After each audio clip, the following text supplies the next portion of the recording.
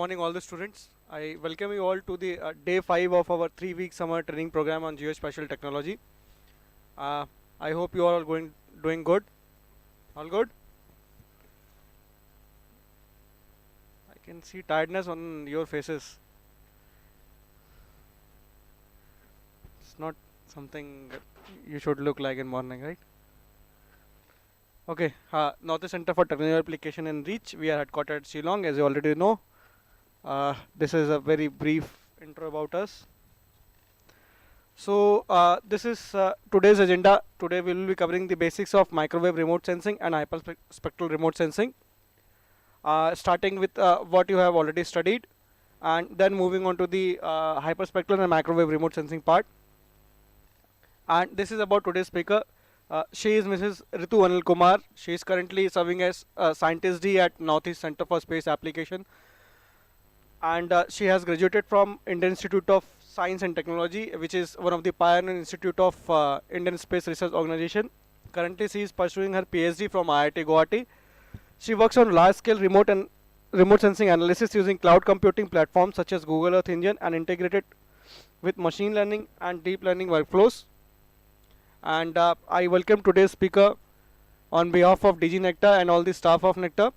Now I request Sri Dharmendra Kumar Jhaji to facilitate today's speaker in the traditional Assamese style.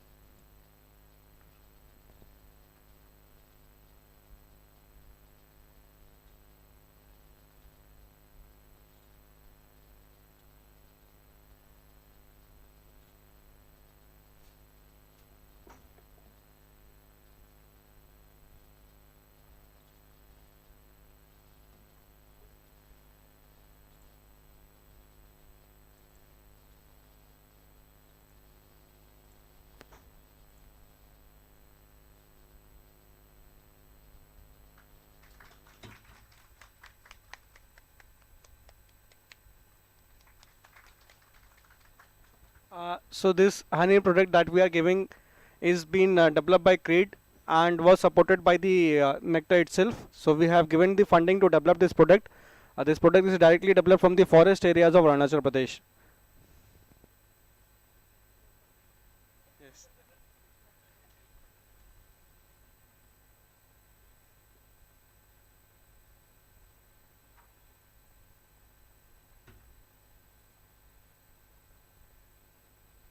Just put on.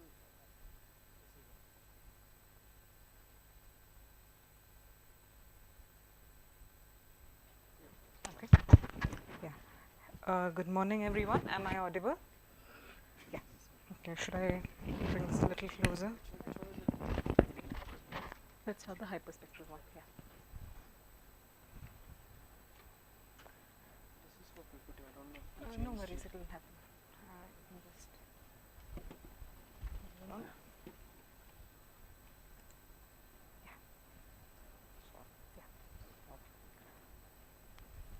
Okay.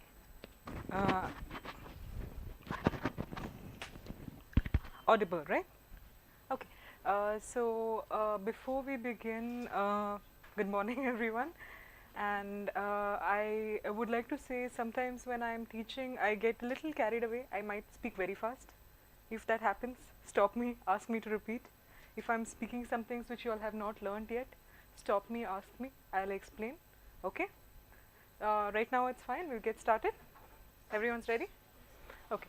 So today's lecture is on hyperspectral remote sensing and microwave remote sensing. We'll get started with hyperspectral and then we'll move on to microwave. Okay? So, does anyone know what hyperspectral remote sensing is? Has anyone worked with remote sensing before? No? Okay. So, you all would have had in your introductory classes a little bit about remote sensing. You all have learned how satellite images look like. They have different bands, right? So, you all have also learned about the electromagnetic spectrum. Yes? You all have learnt? Okay, fine. So, then this portion from 0.4 to 0.7 micrometer is what our eyes are able to see, correct? Now, if I ask you this blue color,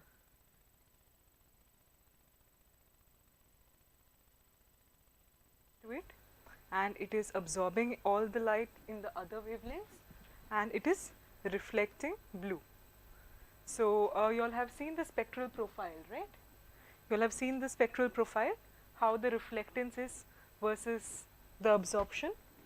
So for different materials, they are going to be reflecting in certain amounts and they are going to be absorbing in certain amounts in different wavelengths.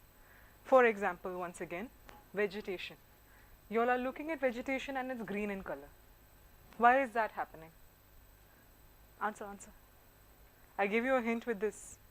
Very similar. What's happening? White light is falling on it, correct? And then what is being reflected? Answer, no worries.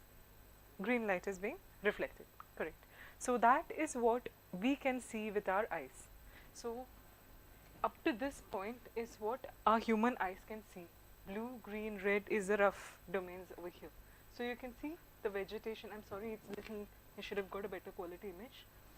So this is the peak of vegetation in green. It is absorbing in red and blue. I think that's because of my phone, I'll just keep it away. Yeah. It's absorbing in blue and red and it is reflecting highly in green, correct? So this reflectance is high in green and low in blue and red. So based on this, I'm going to ask you one question. If you are having a plant and then maybe 3 plants, exactly same state of health, and you're placing them in a room, one with green light, one with blue light, and one with infrared light, which one will die first and which one will live? Look at this spectrum and tell me.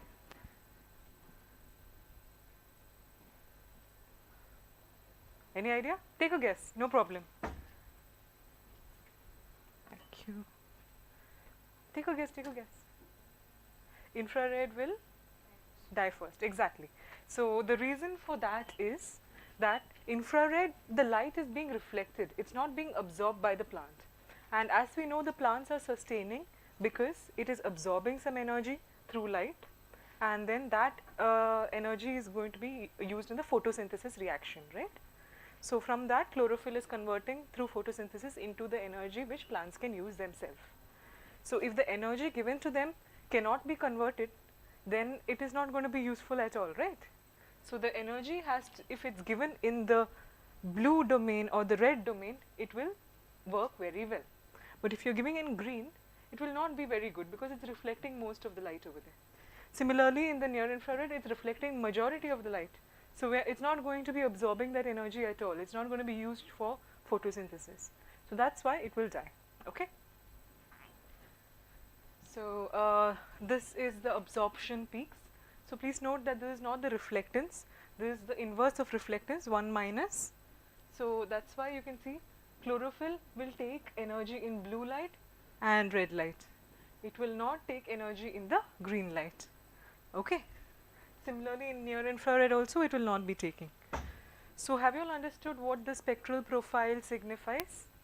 It is describing where energy is being absorbed and where energy is being reflected. So from that we'll understand a lot about the target properties, right?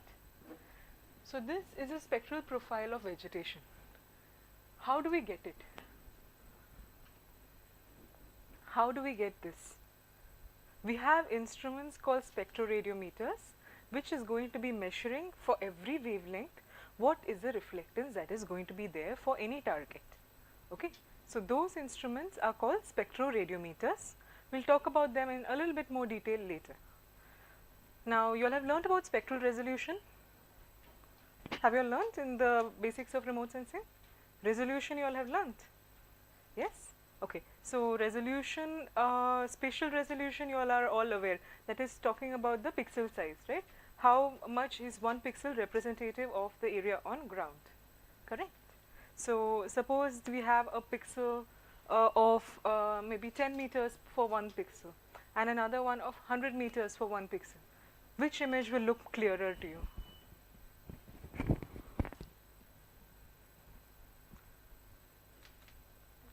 10 meter, exactly, because it has a better spatial resolution. Now spatial refers to the geographic area. So that's why it's spatial resolution in terms of clarity of the features. Better resolution will help us see smaller features better. Now, in case of spectral resolution, it is exactly like it is over here. This is the true spectrum, the reflectance curve. How well can we see this? Depends upon number of bands of the sensor and where those bands are placed, right? So if you have a large number of bands in this area, we'll be able to approximate this true reflectance curve very well.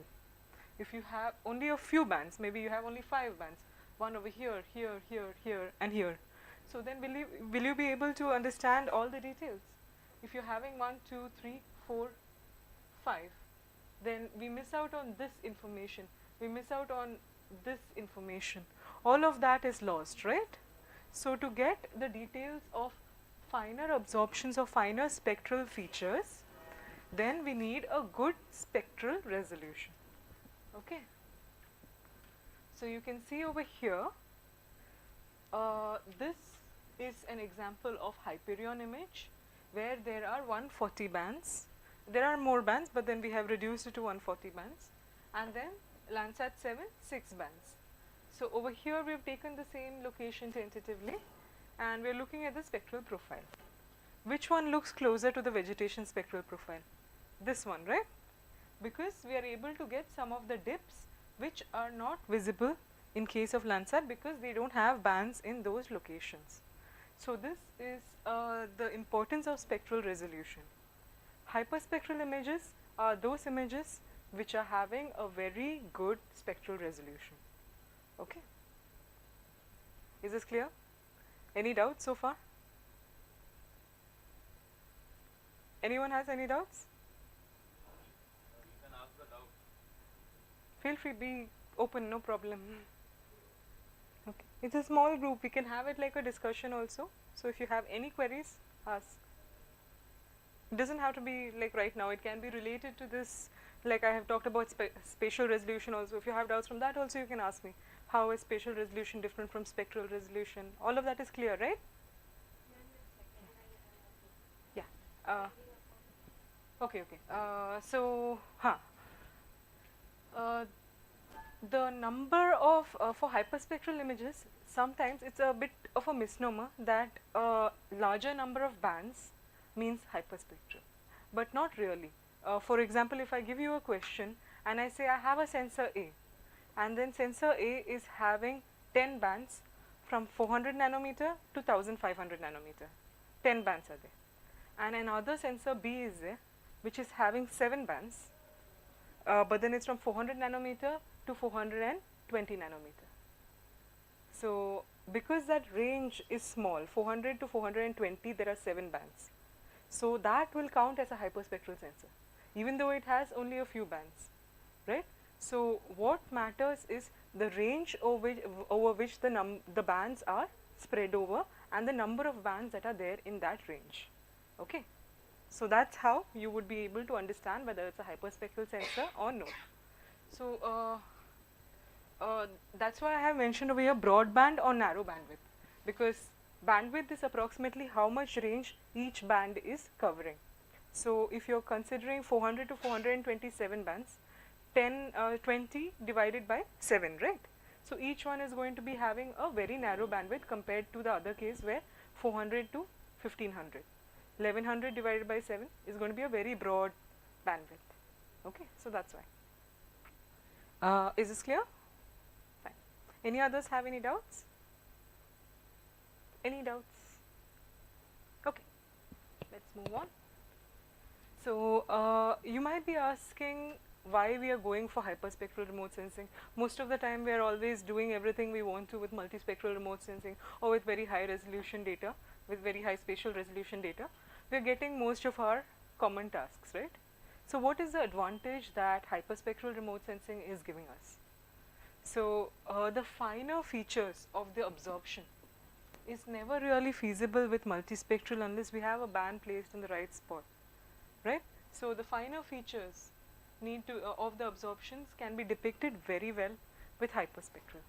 A lot more information is available and we are approaching the true spectrum of the actual target material. the approaching of the true spectrum, we can't ever say it is the true spectrum, because no matter how close we go, humans can only go in discrete amounts, right? We may be able to put one band from 400 to 401, but then do we have a measure of 400.5? That might not be feasible. Or even if we have till 405, 400.5, will we have till 400.1, 400.01, and so on? So it's never possible to achieve continuous spectrum. Instead, we approximate it with a hyperspectral sensor, and this is called a contiguous spectrum. Okay? So approaching the true spectrum through a contiguous spectrum is feasible with hyperspectral images. Okay? Now, along with all the spatial information we are getting from other images, adding the spectral information will provide us a lot of information that the spatial images might not give us. For example, we might not be aware of different species of plants just by looking at it from far, or from a satellite image from the top. But then with the spectral profile, there are minor variations which will tell us about the different species also. For example, if you all are taking an image from space of a forest, then within the forest there might be different trees, right? Which are those different species which are available? That can be identified. Are you all mostly working in agriculture, forestry? Show of hands. What domain have you all worked on? You all are still studying. You all are all geography students, right? Okay, fine. So you all have done your thesis or something, is there? Master's thesis, dissertation, right? Yeah. So this is on what subjects do you all do? Okay. Okay. Okay. Fine. Fine. All right. So then, people. What about others? What have you all done your dissertation on? They're still Doing it. Okay. Okay. Fine. So you all are aware of different application domains, no? So have you all had a class on geology or something? Geology? No. Forestry, agriculture is fine. Agriculture is okay? Okay, fine. I'll just tell with the basics of agriculture in mind then. So, suppose you want to look at the what stage the crop is, different growth stages of the crop. That also will be having different spectral response. So, the spectral response is the spectral reflectance curve. So, if we can get that spectral reflectance curve from hyperspectral images, then we are having that advantage of identifying that also. Then if you want to see some stress that might be there, any water stress that is there in the plant, or a nitrogen deficiency, or any of those deficiencies, those can also be identified because of the signature it leaves on the spectral response. Okay. So that is why hyperspectral images are going to be really useful. We will talk about some of the applications of hyperspectral images soon, but then let's get started first with how the hyperspectral imaging is taking place. So you all will be able to understand the demonstration and the processing for hyperspectral images better. Okay. So, yeah, a standard remote sensing camera. How does it work? I've given an image of the eye over here. That's because it's very similar. But then take a look, and then do you all know how a standard remote sensing camera will work? We are having a source of light, which is the sun. I'm talking about passive remote sensing, by the way. The sun is going to be having light incident on the target over here. The target will reflect the light, and that is coming out here, and the reflected light is going to be focused by the lens onto the detector. So in our case, the eye is having the retina and then the optic nerve, that is the detector. In case of hyperspectral cameras, we are having their own detector cells can be placed over here. But otherwise, the principle is the same. We have the source of light, incident energy onto the surface, and then the reflected energy is coming from the surface or the target, passes through the atmosphere, it's received by the satellite. Now what happens inside the satellite? It enters, the light enters from into the satellite, into the system, and then you remember the prism experiment? You have a prism, light is passing, and then it splits into the different colors, right? So exactly like that, there is something called a diffraction grating. So it's working exactly like a prism. We don't use a prism in space because the material for the prism causes some errors. But that is just a pure technicality. It works exactly like a prism. Light is entering, it splits into the different wavelengths, and then we have one detector for each wavelength. Okay. So this is how a simple spectroradiometer works. This is slightly different from a satellite. I'll explain that shortly. But then thing you need to understand, incident light splits into different wavelengths, and for each wavelength we have a detector. Okay. Now our human eyes can see from 400 to 700 nanometer, but when we are placing a camera over there and the detector over there, we are not restricted to this range, right? We can see beyond 700 nanometer also. So that will be the infrared area also. We can place a detector for that. Just because our eyes cannot see does not mean it does not exist, na? Remember, we have seen the spectrum also over here. Up to here is what human eyes can see. Beyond that, we can't see, but then we can place a detector and we can get that information also. Okay, so that's what's done over here. Not just the human visible colors, but other colors also can be seen. Now, yeah, so takeaway from this, reflected light splits into different wavelengths. Each wavelength is detected by a different detector cell. So we have one point which is detecting different wavelengths. Okay. So what's happening over here? We are seeing one point on the ground seen in different wavelengths. So we get this spectrum. Correct? We are getting a spectrum like this because we are getting the detector is placed for this band and the next band and the next band and so on. Is this clear to everyone? Fine. Now, we have this is the spectral response curve. We've seen that we have got this sort of a spectral response curve. For you all to understand spectral resolution better, take a look at this. Instead of this curve, if we were having only a few points, like over here, like band number 1, band number 100 somewhere over here, band number 196 somewhere over here, and so on. So we are having only these curves. So a lot of the information is lost, right? I mean, do you see these dips over here which are not there? Over here? And then a lot of these minor variations in the spectrum is lost when you go for a multispectral image over the same range. Now if you go for a multispectral image over a different range, for example, this is just the green light area. So then we have red, green, blue. This is the band numbers, not the wavelengths, please note. So then we are getting a spectrum kind of similar to what we would be able to see with our eyes when we are looking at vegetation. Correct? So this is peak is at green. Understood? Okay. So have you all understood the role of each of these, the multispectral images and the hyperspectral images? Understood how the hyperspectral thing is going to be looking like?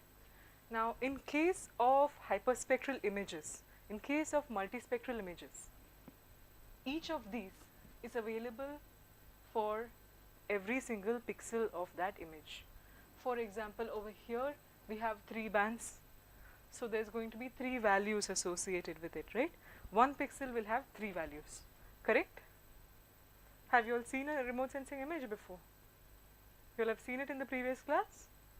Any remote sensing image? Satellite image you've seen? Yeah, so when you've downloaded, how many, it had multiple files, no? One file for each band, correct? So one file for each band, meaning one pixel location if you see, then there are how many, in case there are 7 bands, 7 particular values will be there associated with that pixel alone. So if you're representing that in a single graph, that is what is happening over here. Okay, so every single pixel will be having a spectrum associated with it for multispectral and hyperspectral, exactly the same. Fine? Okay. So let's see how it's going to be in the imaging sense. Here we saw for a point only. Next, we saw how a single point is not the case for a remote sensing image. For a satellite image, we are going to be having multiple pixels, and each of those pixels are going to be having the number of bands, that many values are going to be there. Let's see how it is going to be taking this. Okay. So we are having, please note over here we have one line. Okay. There is one line.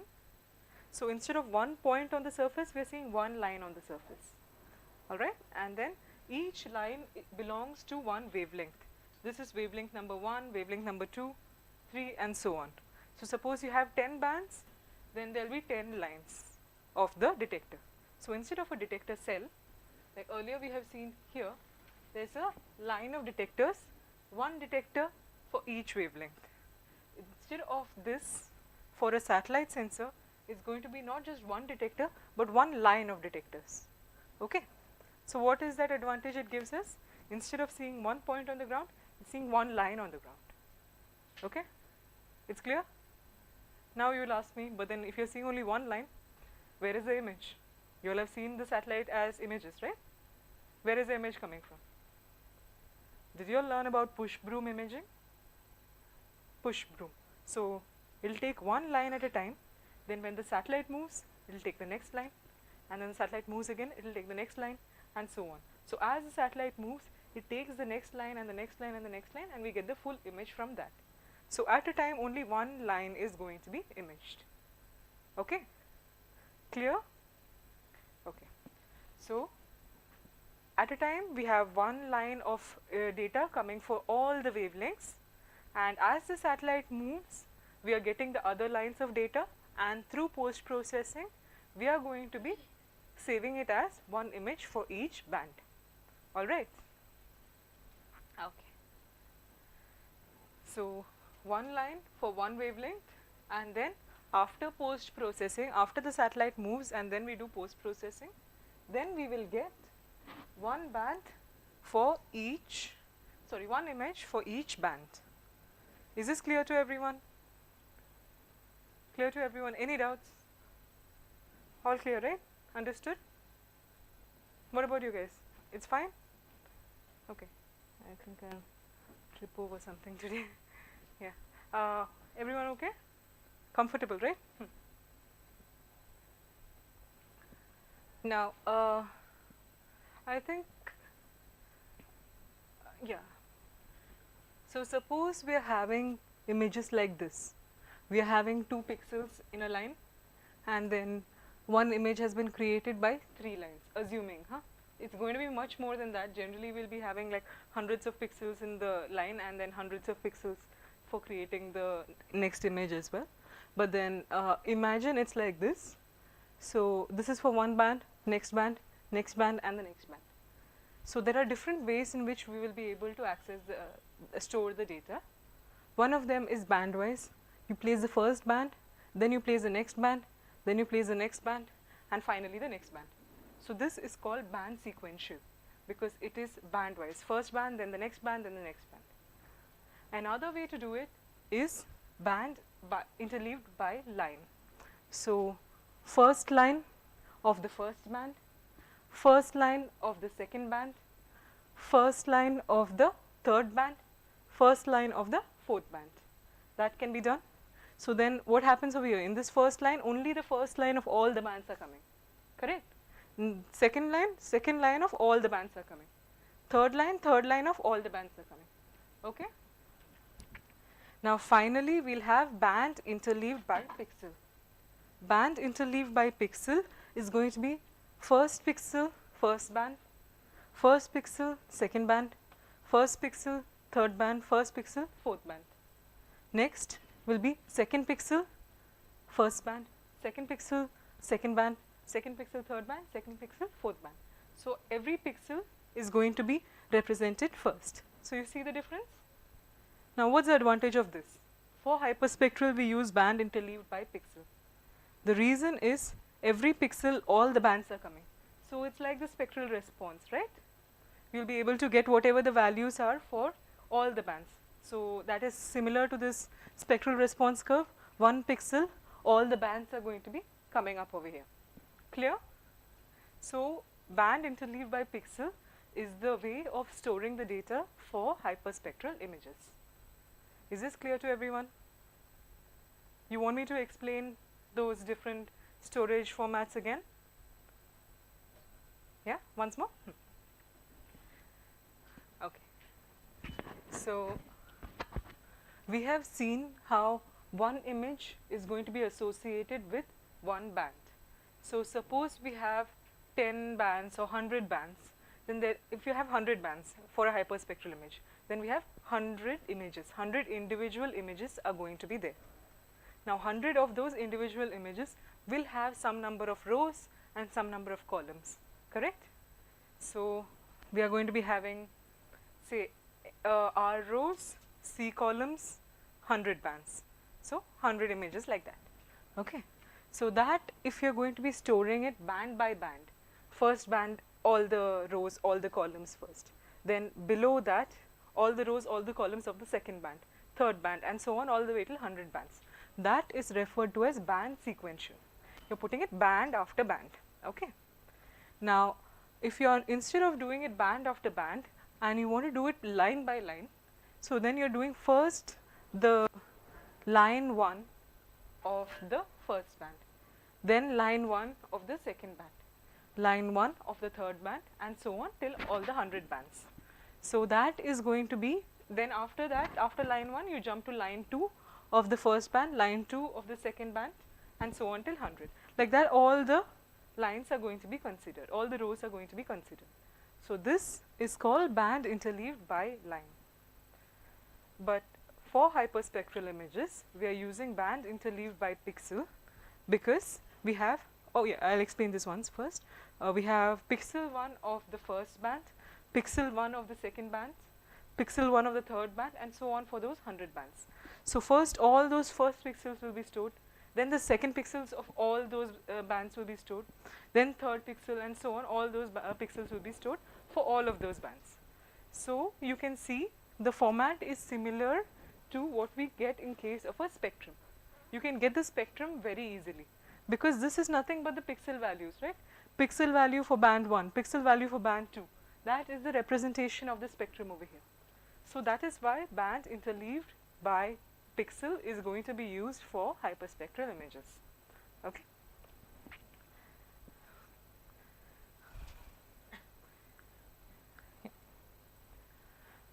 So any doubts so far?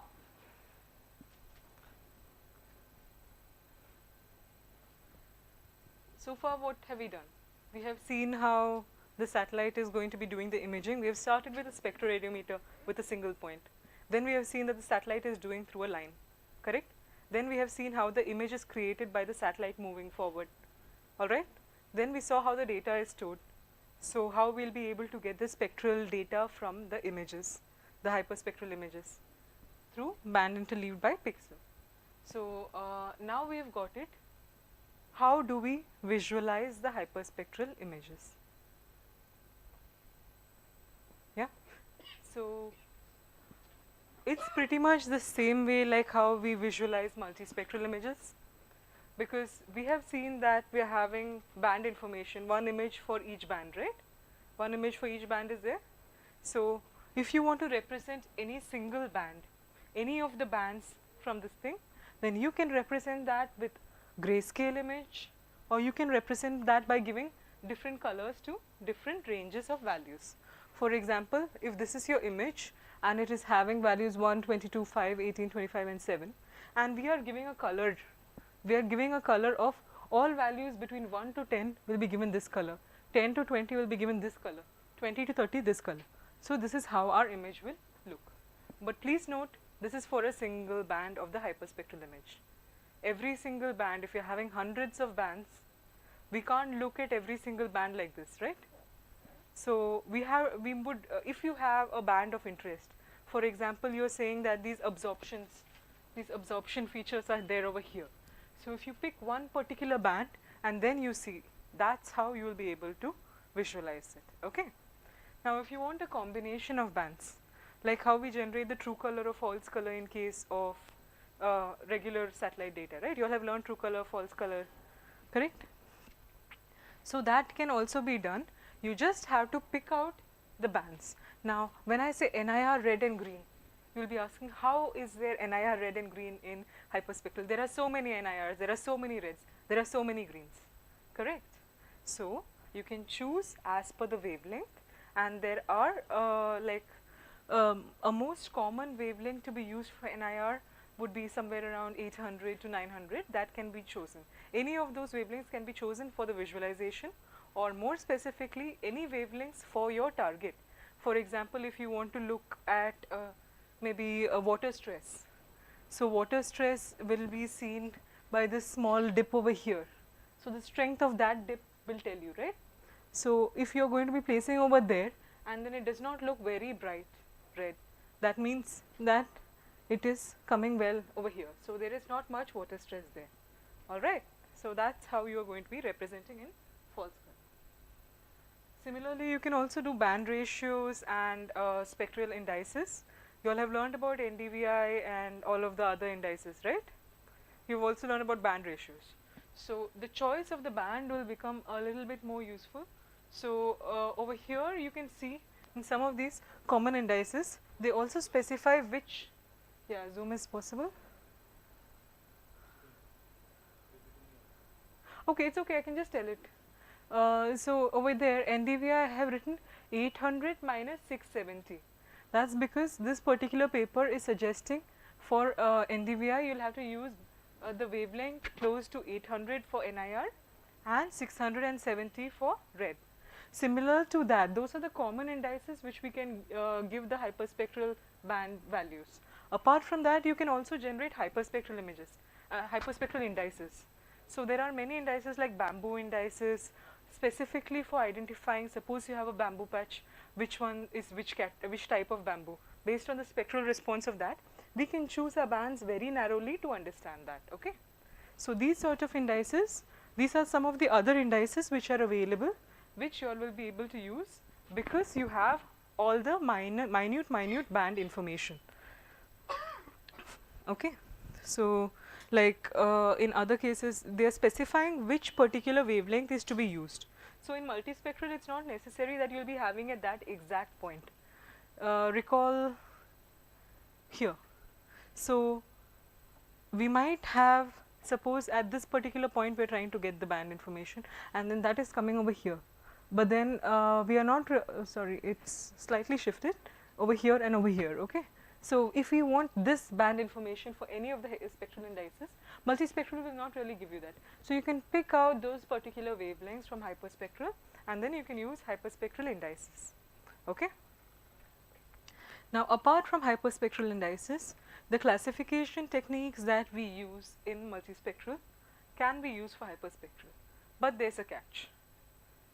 You cannot use the standard classifiers like maximum likelihood. Did you all have a classification lecture? You all had, right? So you all have learnt about maximum likelihood, you all have learnt about minimum distance. All of those classifiers is observed to perform very, very poorly on hyperspectral data. So this reason is, the reason for that is that hyperspectral data has a large number of bands. So we need large, very huge training data sets to be able to perform well on hyperspectral data. So there's a phenomenon for this called House phenomenon. We'll not really get into that, but then you need to know that regular classifiers will not work. You will need to go for slightly more advanced classifiers, like there's one called spectral angle mapper, there's another one called support vector machine, or a neural network based one. All of these will be fine to use, okay. So classification can also be done subject to all of these things. Now standard steps for processing a hyperspectral data. You having in the hyperspectral data, because we are having such fine number of bands, some of those bands might not be giving you very good values. They might be giving you blank values because they'll have some noise or some other things. So these are called bad bands, or there can be detector failures. So those detector failures are given by bad column. So let's explain that with this slide. So suppose for this band, this detector fails, then what happens? As the satellite is moving forward, the detector still fails, so one line is going to be coming in the entire data, right? So one black line will come in the entire data where we don't have that information for that particular band. So that can happen, or maybe it can be that the entire set of detectors for one particular band has failed. So if you're not getting any value in B3, all B3 is going to be black. all the values of B3 will be black, or a lot of noise or something. So all of that has to be identified and we have to remove it. So these are one-time steps which we'll have to do before we are working, like when we are working with the hyperspectral data. So for a hyperspectral sensor, generally the bad bands are known. We generally know which bands have performed badly, and that because that will be bad over all locations, right? So we'll have the list of bad bands, we just remove those bad bands. So that's why you would have seen over here, I said that there are more bands, but then we have reduced it to 140 because these are the good bands. There are other noisy bands also. Okay, so we do a bad band removal, then we do a correction for the column. Bad column, we do an interpolation. So we take the next pixel, the left pixel and the right pixel, and then we combine them, and then we fill those values. So then we will have a filled value for that column as well. Now, finally, the data that we will be getting on the sensor, that is in the form of data number, right? So that has to be converted to reflectance. So before converting to reflectance, from the data number, we convert it into the energy received at the sensor. I can, yeah. So energy received by the sensor, inside it, due to the light being converted into electrons and then computed. So that what we finally get is a data number, but we need, by that conversion from light to electrons, we need to convert it back into energy.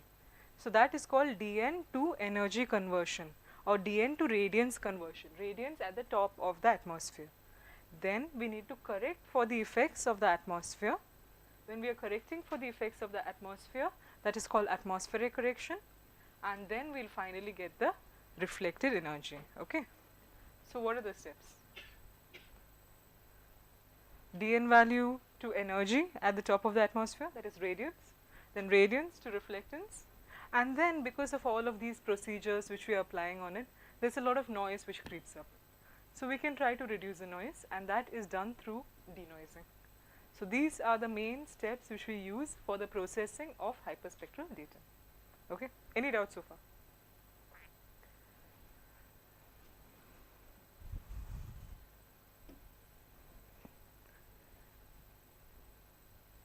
Any doubts?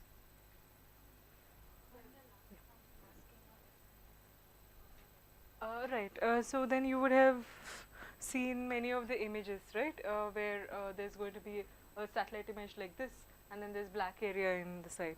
So then that is going to be the no data value. The reason why that is there is because when a satellite is going to be moving around the Earth, it is not going to moving exactly pole to pole. It's having some axis around the pole, right? So as it is moving around it, so when it passes over the surface, it is following a path like this. So we are going to be having geographic information with the image, right?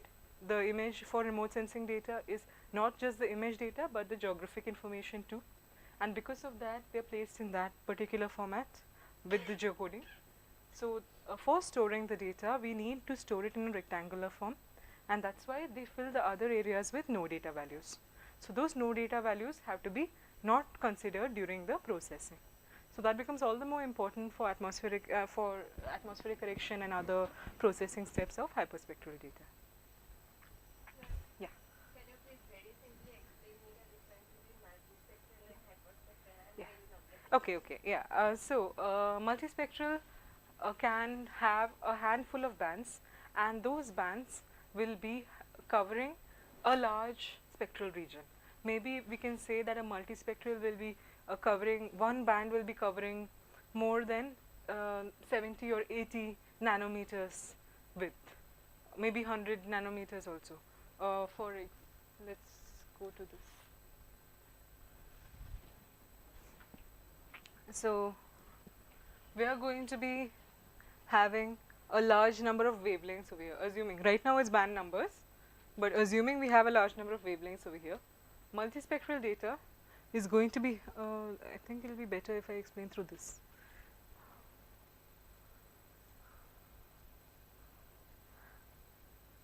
Yeah, so we have this electromagnetic spectrum, right? So from point 4 to point 7, if we are having only 2 or 3 bands, that is maybe around 90, 80 to 100 or so nanometers, or 0.08 to 0.1 micron is the width of one band. So one band is representing all of those wavelengths. Then that is going to be multispectral. So if you're having multiple bands like that, but for hyperspectral, you're going to be having hundreds of bands in this small wavelength, small range of wavelengths. To make it a little simpler, let me explain this way. You have two sensors, going back to the two sensors example, and you're having one sensor from 400 to 500 nanometers. I'm talking about nanometers. You're fine with nanometers, right? Okay, 400 to 500 nanometers. If you're having one band, then 500 to 600 nanometers you're having one band. What do I mean by this 400 to 500 nanometers one band? Do you know that? So these detectors I mentioned, right? This detector is able to detect in some wavelength range. Our human eye is able to detect over 3 wavelength ranges. One is over the red area, one is over the green area, and one is over the blue area. So that is going to be spread over a large number of wavelengths for all of these three. Okay. So like that, the detectors are also spread over a large number of wavelengths. All the wavelengths from 400 to 500, this detector is able to detect. All the wavelengths from 500 to 600, this detector is able to detect. Like that, that's what I mean. Okay. So for multispectral, if it is the range of wavelengths one band can detect is very large. For hyperspectral, the range of wavelengths one band can detect is very small. So accordingly, there will be large number of bands to cover the entire wavelength for hyperspectral. Okay. Clear? Fine. Any other doubts? Any other doubts?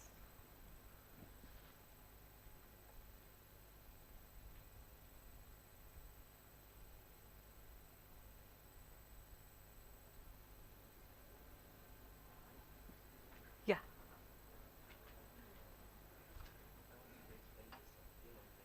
Denoising, yeah, I'll be explaining all of that further. Yeah. Any others pertaining to everything so far? Anything about the radiance, reflectance? Have you learned this in your remote sensing class, or should I explain that a little bit more? You'll have learned? Okay, okay, okay, I'll explain that. Fine. So the data that we get on the satellites, right? So that is going to be a measure of the energy. So we have seen the sun. We have seen the sun, which is the source, and that is going to be leading to some light falling onto the surface. The light comes onto the surface, that is the incident energy. Now some light is going to be absorbed by the surface, some light is going to be reflected. That depends upon the material properties of the target, correct? We have seen that, right? In the absorption and the reflection, vegetation, we saw that. So yeah, so now we have some reflected energy. Now this reflected energy has to be detected by the detector. Now if you are considering here, the detector is in space. If you have a detector on the ground, no problem. We are actually measuring the energy that is there, and then we are converting that into electrical signal, right? Because how do electronics work? How does electronics work? When we have light falling on it, it converts it into electrons, and then there is something which counts the electrons. So for more intensity of light, more electrons are generated, and the count of electrons will be higher. So the dn values are nothing but the count of electrons. Okay. So over here we have reflected energy. It passes through the atmosphere, and then the final energy which is received by the satellite is over here. The energy received by the satellite is called top of the atmosphere radiance. Okay.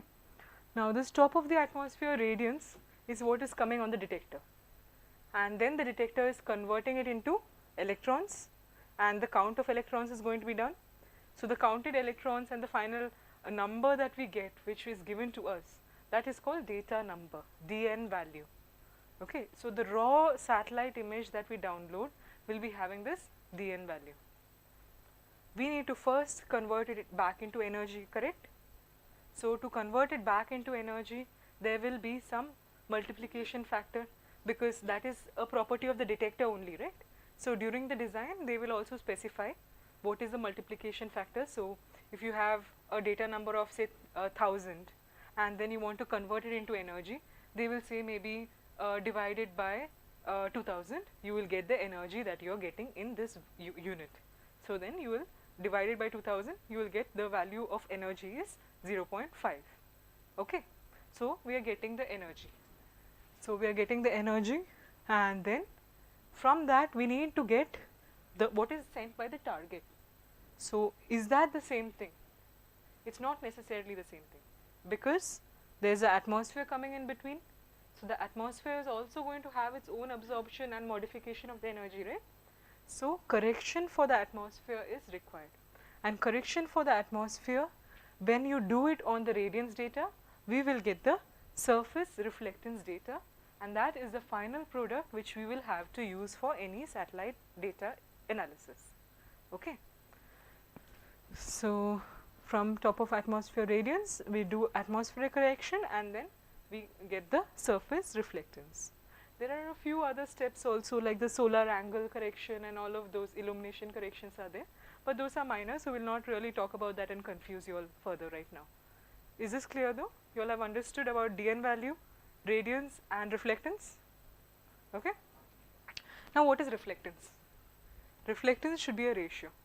Reflectance is a ratio of reflected energy to incident energy, because if you are just measuring the reflected energy, what happens is if there is more incident energy, then there will be higher reflected energy, right? So we will always have to measure it with respect to the incident energy.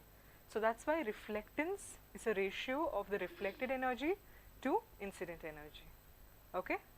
So that is where we will be doing some sun angle corrections also, because if the angle of the sun is very high, then the incident energy is coming directly, like in the noon time we feel the energy very strongly, right? In the sunset and sunrise time it's coming from an angle, so it's getting a little bit disturbed as it comes, lot less energy is coming, correct? So that is why we need to do this. We will be considering for the incident energy also when we are doing the reflectance conversion. Okay, clear? Everyone's clear? Anyone has any doubts? Any doubts? Okay. In that case, let's see. I think it's time for a break as per the original schedule, 10:30, right? Or when was it? 11 o'clock? No, I have some more to do, but then I was like in the initial schedule it's written like a 5-minute break now and then continue for another half hour. Up to you, up to you. I have no problem. Yeah, yeah. Okay, okay. We'll finish it up and then do it then. Yeah, all right.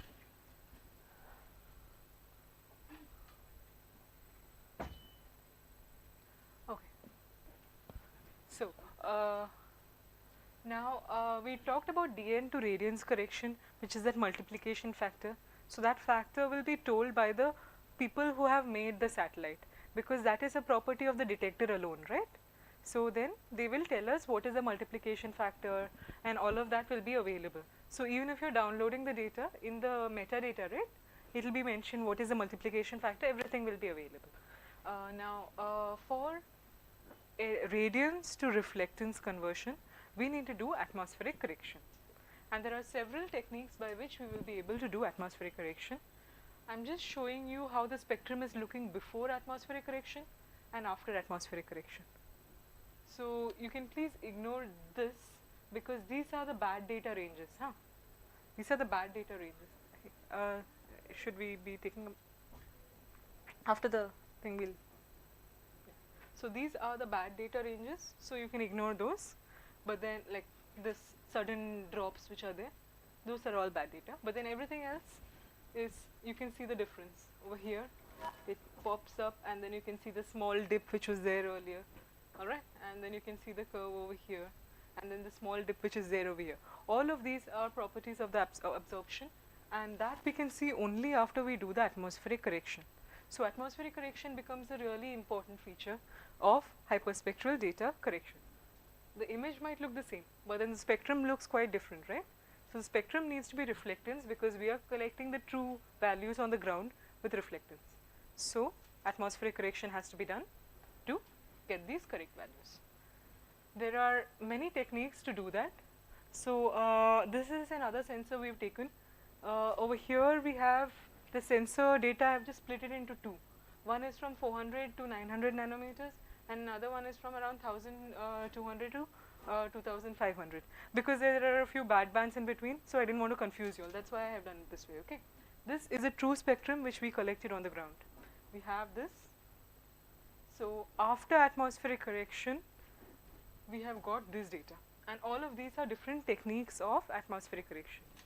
Some common techniques which are used are, well, I can broadly categorize them into two. One is we are modeling the atmosphere, we are finding out what are the different elements of the atmosphere, and accordingly we are saying what is the absorption of each of those elements of the atmosphere going to be. How much are they going to be contributing to modifying the spectrum? This modeling of the atmosphere is called radiative transfer modeling. Okay, so radiative transfer modeling based techniques are there. Some examples of this is something called FLASH, which is commonly available on the NV software, and then there is ATCore and ATREM. So these are some of the techniques which are available on the paid software. Now there are also some other techniques which are available on open source, like there's a 6S technique which is also radiative transfer based technique, which is available in open source. You can find it on QGIS also if you are working on that. Okay. Now apart from this, there's also an empirical one. So that is saying the spectrum of a target depends upon the target alone. It does not depend upon the atmosphere. So roughly if we know the target, we know how the atmosphere is modifying the spectrum, because we know the spectrum of the target material. So based on that, they have taken a few cases and they have said this is going to be the rough approximate response of the atmosphere to based on the time and all of that, based on, they're saying this is the rough effect of the atmosphere on the spectrum. Let's correct it using this rough estimate. So that is called empirical modeling. So there are a few empirical models available. The most commonly available one is called quick atmospheric correction, or QAC. So here this is an example of QAC, and this one is this is FLASH, and then this is another mathematical model called the log residuals model, I guess. So you can see that this has performed a little bit more unevenly. There's more noise in the data. So preferably the empirical model or the atmospheric modeling based technique can be used. Okay, all of this is in the software NV. If we get time, maybe we can just give a demonstration through that. Otherwise, I will show you some sample data sets where you will be able to see the atmospherically corrected data and the denoise data, and all of the steps which we are doing, how the data is looking, we'll be able to look into that. Okay. Yeah. Now we are coming to denoising. So here we are having multiple techniques in which we are able to denoise. Can I draw a couple of things? Is this a touch screen? No, fine. Stylus is there? Okay, fine. Thanks.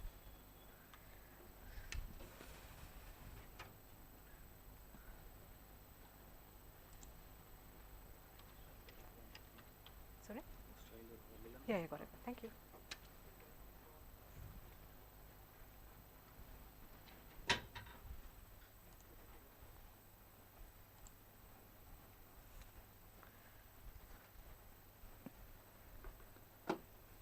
In maths, have you all learnt about eigenvalues? Eigenvalues? Yes? Okay. Sorry to disturb you. Yeah. They are all geography students, most of them are. Okay, okay, okay. Yeah. So generally from non-mathematics Okay, background. okay. Then I'll explain from a simpler context then, okay? So suppose you're having,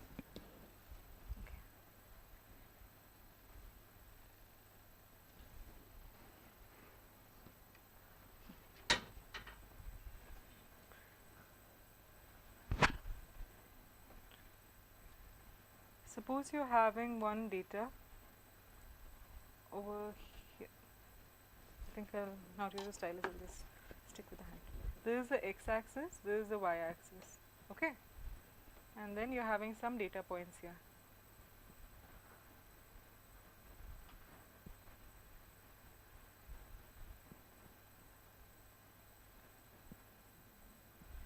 So we have here with us one set of data which is a cross and one set of data which is a circle. How do we separate them? This is a way of separating them, correct?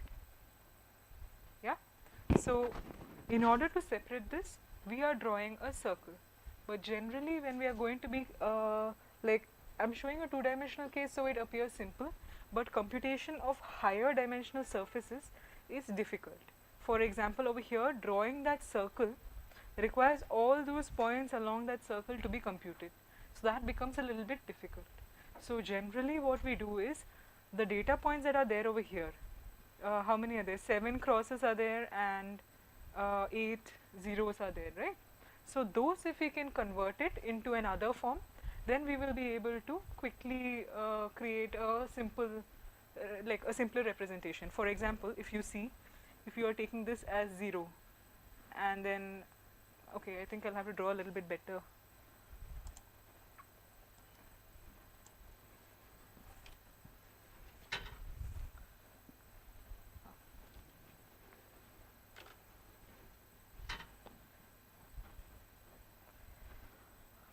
X-axis, y-axis.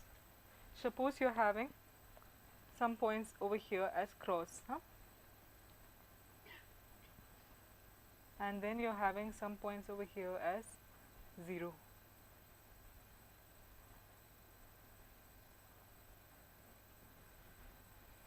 Now, instead of drawing this curve, what we can do is we can convert this into another thing.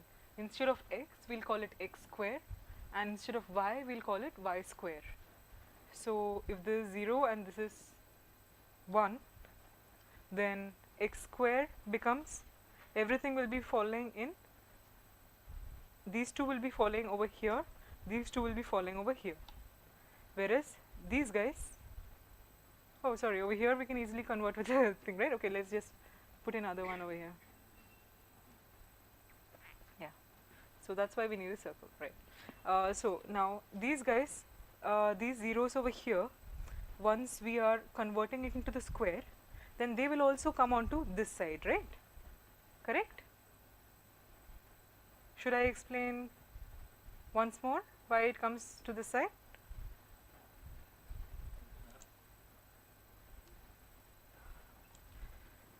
I completely understand you guys are not getting a lot of things today, but anyhow you can ask doubts from her. Okay. So cross over here, here, here and here, and then we are having zeros over here, here, here and here. So instead of constructing a surface of separation like this, what we can do is convert this into a new axis where this is x square, this is y square. So what is the value over here? Sorry, what is the value of this? What is the value of this particular cross over here? It is 1. This is 2. Okay. So I'll just write here 1, 0, minus 1, 0. This is 0, 1, 0, minus 1, 0, minus 2, 2, 0, minus 2, 0, 0, 2. Okay. Clear? This part is clear, right? You are able to see this coordinate frame.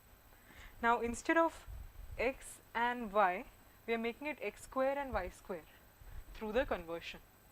So when we do that conversion, what do we get for these crosses? We'll get 1 into 1 is 1, right? And 0 into 0 is 0. So the new one is going to be coming over here as 1, 0. Minus 1 into 1 minus 1 is 1. So then 0 into 0 is 0. So both of them are coming at the same location. Okay. Similarly, let's look at the x-axis crosses, this and this. 0 comma 1 will be 0 comma 1 again, 0 comma minus 1 will be 0 comma 1 because we are squaring it. So we get both of them will be coming over here at 0 comma 1. Now what happens to the green circles? Green circles 2 and minus 2 comma 0 will become 4 comma 0, right? And 0 comma minus 2 and 0 comma 2 will become 0 comma 4, 0 comma 4 over here. So this can easily be split in one single line. Instead of going for a two-dimensional surface, we can go for a line surface, a single dimensional surface. So the line of separation moves from 2 dimensions to 1 dimension. So denoising also follows the same principles. We are saying that this is the data and this is the noise. We are converting it into another coordinate frame. Here we are converting from xy coordinate frame to x square y square coordinate frame. So we are converting it to another coordinate frame where we can simply draw a line and distinguish between noise and signal. Which is noise? X is correct, y is noise. So we will be able to segregate that. We can remove it and then we can bring it back. So we are removing the 0 values after drawing this line, and only this can be transformed back. So when we transform it back, we will be able to get these 4 points again, and the noise points are removed. Okay. So that's how denoising is working. So the transformation is not into x square, but the transformation can be done in many ways. One particular way is called principal component analysis. Essentially what you need to understand it is that it is a transformation, and it transforms to a coordinate frame where noise and data is separate. Okay. Apart from principal components, you also have other things called minimum noise fraction transformation. Like that, many transformations are there. Independent component analysis transformations are there. Many transformations exist. You can try them out and see how the noise characteristics will be reduced. Let's see that in the data.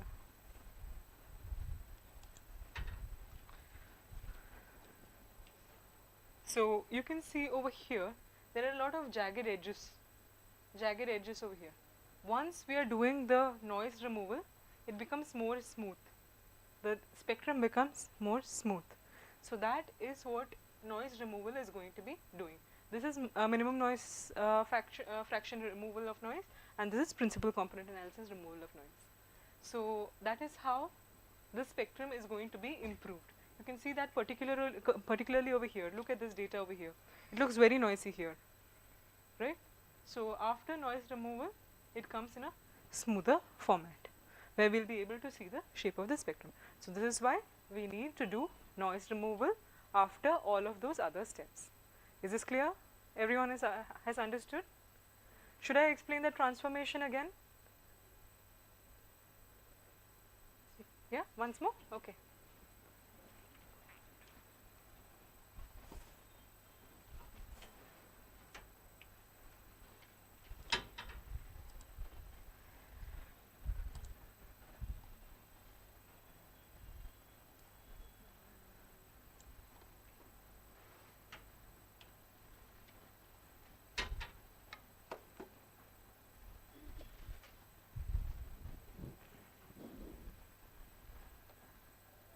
I keep doing this.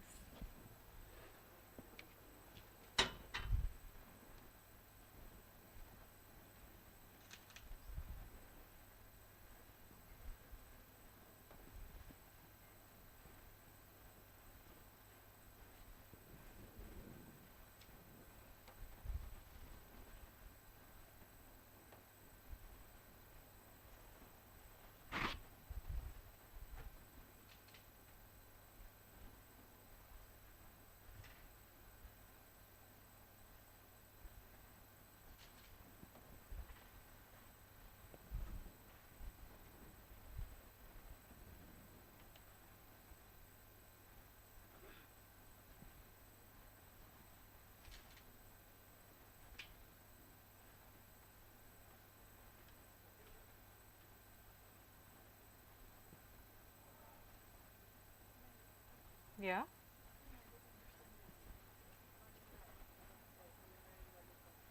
I'll just tell you. 1 second.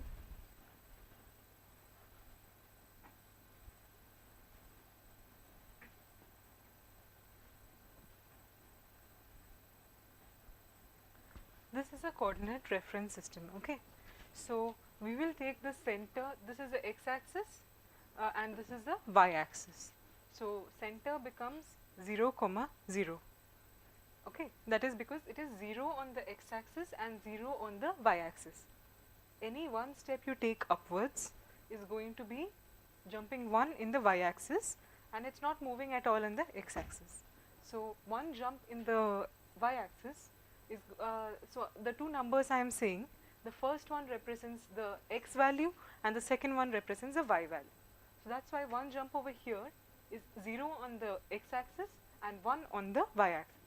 Next jump 0 on the x-axis, 1 more on the y-axis, so 1 plus 1, that is 2. Okay. So similarly over here we are jumping downwards. So 0 on the x-axis but minus 1 on the y-axis. Similarly for the x-axis, if you are seeing, then it will be 1 on the x-axis but no jump on the y-axis. Okay. So 1, 0. Similarly for 2, 0 over here. Over here minus 1, 0, minus 2, 0. Any other location you will be taking will be having some value of x and y. Over here I am saying this is 1, 1 because it is 1 on the x-axis and 1 jump on the y-axis. So that's why these numbers are coming. Okay. Clear to everyone? Fine. Now I am saying that red is our data. Okay. Green is our noise. Now we need to find a transformation where we'll be able to get the noise removed. To remove the noise, we can do it in two ways. One is we can fit a, we can draw a circle here and say that everything outside the circle is noise, everything inside the circle is data. That can be done, correct? Now the problem with this is it becomes very problematic for the computer to compute this circle. Right now it's fine because we are having only x-axis and y-axis, but suppose you're having z-axis and more axis over there which we cannot imagine, then what happens? It will become difficult, right? So then the computer will not be able to compute that circle. So in order to make the computation for the computer a little simpler, we will transfer only these points, because these points only, how many points? 5 red points are there, 3 green points are there. If we convert this into another form where they will be easily separated, then that is simpler for the computer to do, right? So let's try to do that. The conversion is what we are going to be doing over here. So here we were having x-axis and y-axis. Next we are going to be doing x square axis and y square axis. Okay. So x square and y square is just going to be whatever the values we have seen over here. Each of those values are going to be squared. So the new point after bringing to this coordinate system is going to be the square of these values. Whatever the square of these values is, that's the coordinate in this frame. Okay. So that is 1 square, 0 square. That will give us one red square, red cross over here. That is 1, 0. Similarly, 2 square, 0 square is 4, 0. One green dot over here. Let's draw that.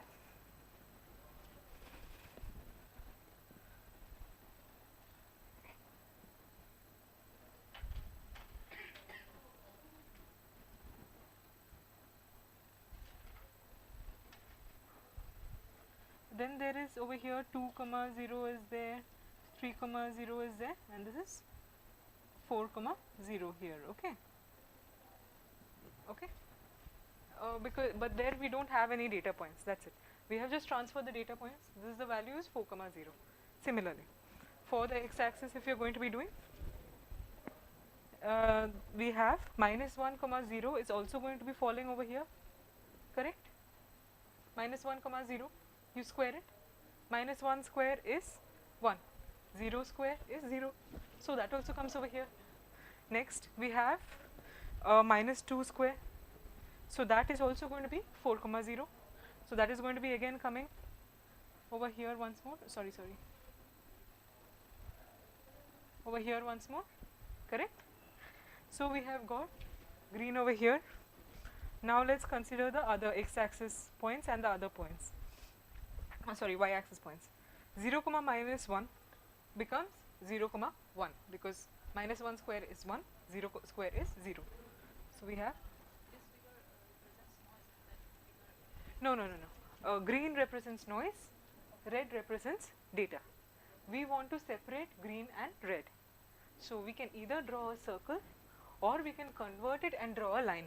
Lines are easier for computers to draw. Circles are difficult for them to compute. So that's why we are converting it into something where we'll be able to draw a line. That's why we have taken x square. Okay. So then we are having 0 comma 1 as 0 comma 1, 0 comma minus 1 also as 0 comma 1, correct? And finally 1 comma 1, what will it become? 1 comma 1 again? Yeah, 1 comma 1, right? Both 1 1.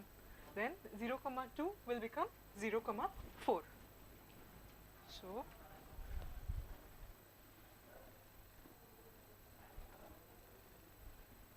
we have 1 and the noise points, 2 noise points over here and 1 noise point over here. How do we draw that line of separation now? If you draw that line like this, then all the red has come on this side, all the cross marks have come on this side. Take the center, okay? It has come on this side and all the green has come on this side. So we are able to draw that line separating noise and data, right? So now we have noise, we know what is noise, we know what is data. Yeah. Which one? Minus 2 also, minus 2 when you do the square, what happens? Minus 2 square will become 4. So that has also come to this side, no? So 4 comma 0 has 2 locations on it, correct? Done. So now we have drawn this line and that is separating the noise from the data. Yeah. Everything will have to go to the right side. Yeah, every single point will be going. The data points as well as the noise points will go over there. Okay. So now we have got the noise points, we can discard them and then we can convert these back into this by doing the square root and putting the sign as we have already seen. So when you put that, then you will get the data points again. So then we have the data points and the noise points can be removed. We are not considering the noise points at all because we have removed them from this already. So when we are doing the reverse transformation, we are doing only for data points because we have separated with this line already. Okay. So that's how we are removing the noise. Denoising with any transformation does the same thing. It's just instead of this x square, it will be using some other transformation. The maths, they will just give one equation for it, you will have to transform according to that. Maybe instead of x square, it can be x square plus 1 plus 5x or something like that. Any weird equation can be, it can be x cube x to the power 5, whatever be the case. So that is the transformation. We remove the noise, transform it back into the original space and we have the data without the noise. Okay. So it's not necessary that we will always get something like that. Sometimes there might be a few data noise points which will still be there. For example, if we had a green value over here, then it will be transformed to this. So even if we draw this line, these 3 data noise points are lost, but 1 noise point is still there. So some noise will remain, that's okay. But then as best as we can, we have removed majority of the noise. That's the idea.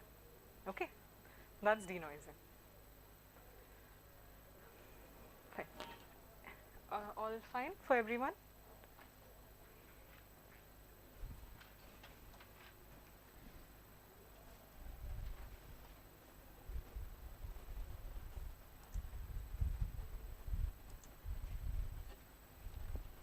Okay, so now we'll come to the last part of the lecture. Do we have a lot of time remaining? Okay. So the last part is pertaining to applications. I'll just take a quick water break. Anyone has any doubts so far, please ask. No worries, we have plenty of time. We can discuss.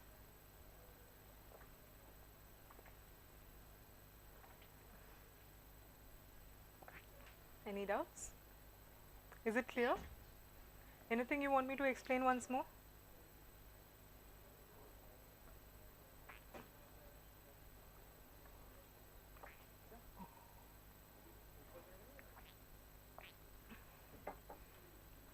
Yeah. Doubts? Yeah. Which one? Yeah. Should I explain how to do that? Okay.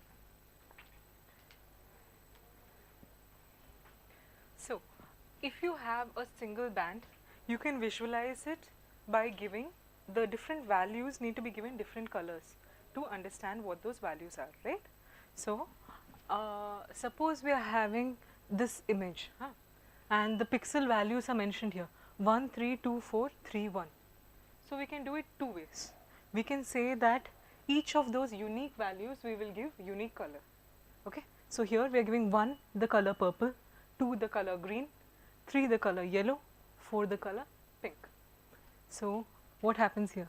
1 and 1 is there over here, they are given purple, 3 and 3 yellow, 2 from this green, 4 from this pink. So, this is called single band pseudo color representation. For a single band we are giving a false color to it. We are just giving different colors to the different unique values. Okay. So, we can give a unique color to a unique value. Alternately, you can suppose you are having a large number of values. Suppose you are having hundreds of values. We don't have hundreds of colors, right?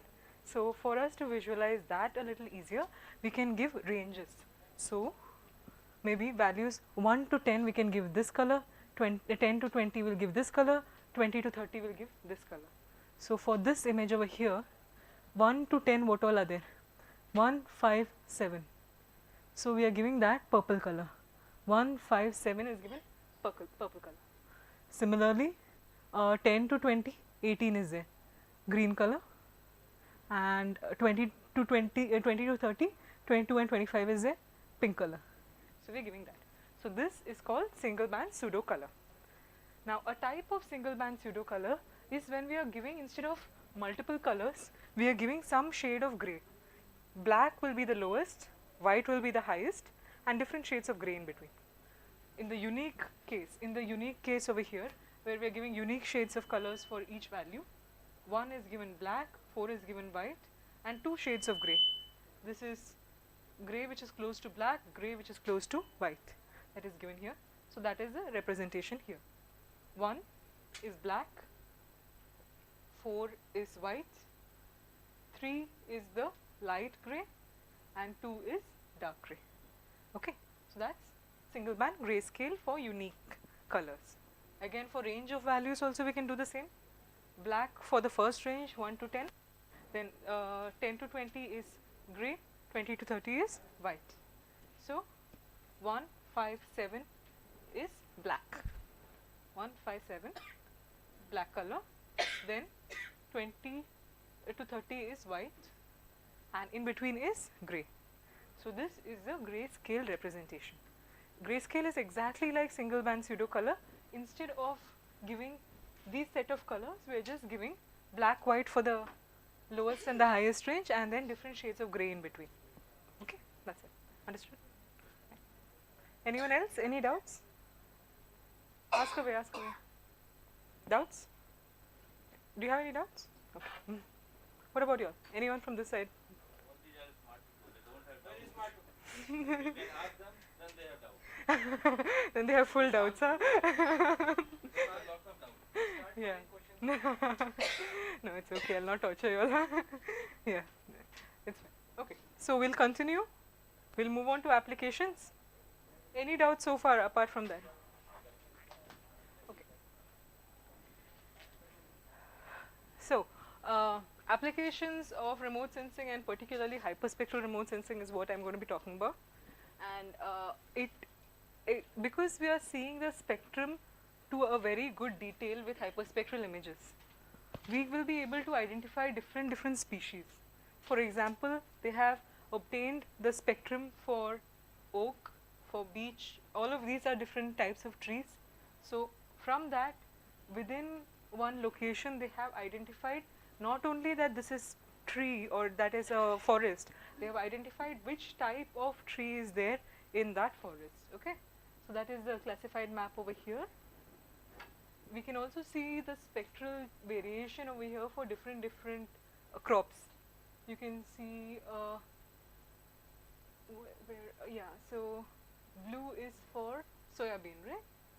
So we can see this spectrum looks like this, whereas in case of corn it is the next one. So minor variations which are there in the spectrum we will be able to see based on the hyperspectral data. If you did not have hyperspectral data, we wouldn't be able to see the difference. See over here, there is a small dip which is there in corn, which is not there in sugar beets. This dip. All of those minor, these are the bands of interest then. So you can also create those hyperspectral indices like NDVI you all have learned, right? That is a multispectral index. So like that you can create a hyperspectral index taking one band over here, one band over here. So in this case there is no difference. So if you are doing the subtraction of these two bands, then this one will give you positive value, this one will give you 0 value. So we'll be able to distinguish between sugar beets and corn in that manner. So that is why we are able to use get a lot more information with hyperspectral data. Okay. Then for monitoring crops also, you will be able to see within the sugar beets, you will be able to see the differences as a result of any stress that might be there, any stress that you will be able to see here. So you can see that those which are stressed, they will have a slightly brownish appearance, right? That's why the red values are very high here. So that's why you can see that in the visible itself. Then even in the infrared, you can see there is a dip in this. There is the near infrared is not as high. So when the near infrared is not as high, then NDVI values will also be slightly lower. So you just have to remember to place the NDVI band selection in hyperspectral indices over here. Okay. Similarly, the stage of the crop can also be modified. I mean, can be studied. Water quality monitoring also can be done. For example, algal blooms can be seen. Turbidity of water can be measured using this. So this is an example of turbidity of water, where they were able to say for different values of the turbidity units, they are able to show how the variation is. Okay, in the spectrum. For snow also, snow grain size studies, we can see based on different grain size of the snow, the spectrum is going to vary. Based on the density of the snow, the spectrum is going to be varying. Based on how long it has been since the last snowfall, every single day the spectrum is going to be changing. So we can say that it has been this many days since the last snowfall. All of those can be monitored using hyperspectral data. And all the more for geology, because different minerals have very unique spectrum, and they will be modifying the if you have open area where the minerals outcrops are there, you will be able to specify which mineral is there, and that has been done not just for Earth but for Mars as well, because we have a hyperspectral sensor on Mars. It has been done on Moon also. We have hyperspectral sensors on all of these, and then they have been able to identify which mineral is present in all of these areas. Okay, so that is what is feasible through hyperspectral images. Before I close, just want to list out a few common hyperspectral sensors for your information. So this one I think we'll be handing over the slides to you, so you all can always access it. Most of the data is available for free, so you can put in a request for it. Especially data sets like Proba and DESIS. These are data sets which are, you will have to put in the order. You have to order and say we want data to be captured on in this month, any period from this time to this time if you say, then they'll be capturing all the images and they'll send it to you. So all of those sort of tasking is available. We have an Indian sensor also called HYSIS, which is having 316 bands up to 2.4 micron. Now this unfortunately is not available for tasking and it's only used mainly for military purposes, but then other sensors are available. Hyperion data was very commonly used, and in fact what we are going to do for the lab also is from Hyperion itself. So this one is freely available from Earth Explorer. You all have learned how to use Earth Explorer. Right. So from Earth Explorer, you can download this data as well. But it has stopped functioning in 2016, I think. So, 15 or 16, it has stopped functioning. So we are not getting real-time data with that, but that we can get with the other satellites which are available. All right. So, apart from that, there are a few other things. In case of hyperspectral data, we have larger pixel sizes. We are not able to go for very small pixel sizes. That's an issue with the sensor design itself. We are unable to design sensors which are giving us resolution better than 30 meters per pixel. Now, in a 30-meter pixel, there might be multiple classes, right? There will be maybe there would be some mineral A and another mineral B. Now, both of them will be having absorptions. So when we are looking at the spectral curve, all of those absorptions will be coming, because all of that pixel is going to be having that absorption. All of those absorptions will be coming.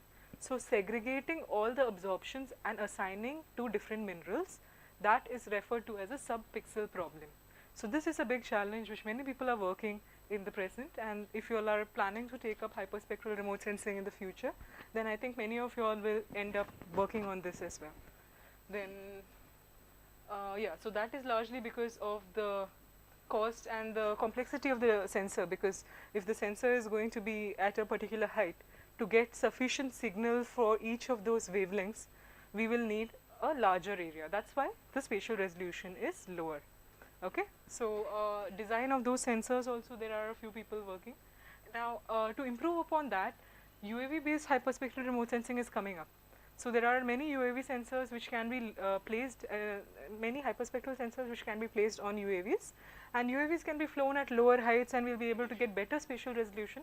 So sub-pixel problem is never going to be coming up again, right? We'll be able to get very high resolution data, very good spectral resolution data.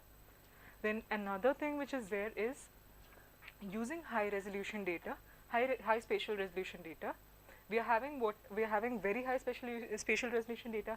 Some of them under 5 meters, some of them all the way to 30 centimeters we are having. So that can be used to give the spatial information and the spectral information from the hyperspectral data. So both of these are merged, and we will be able to get high resolution, high spatial resolution, high spectral resolution data. This is referred to as spectral sharpening. So this also, the techniques to develop this sort of data is also being worked upon. So these are some of the different challenges which you all can take up if you all are going to be working in hyperspectral data. So that's it for now. Any queries? Yeah. You have it up? Okay. You can take none. Yeah, you can note the email ID. If you have any question, you can make.